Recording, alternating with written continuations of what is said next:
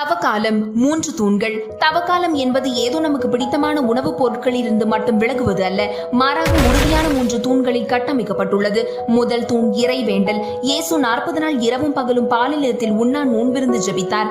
எனவே தவக்காலம் இறைவனிடம் அதிகமாக பேசவும், அவர் சொல்வதை கேட்கவும் மற்றும் ஆன்மீகத்தில் அதிகமாக வளரவும் நம்மை இட்டு செல்ல வேண்டும். இரண்டாவது தூண் உண்ணா நோன்பு. இறைவாக்கினர் தானியேல் கடவுளை மகிமைப்படுத்த அரசரிடம் சிறப்பு உணவும் பருக வேண்டிய திராட்சரசத்திற்கும் பதிலாக உண்பதற்கு மரக்கறிகளையும் குடிப்பதற்கு தண்ணீரையும் மட்டும் கேட்டார். எனவே உண்ணா நோன்பு என்பது ஏதோ உணவை மட்டும் தவிர்ப்பது கிடையாது, மாறாக தண்ணி ஒருத்து வாழ்வில் கடவுளுக்கு முன்னுரிமை கொடுப்பதாகும்.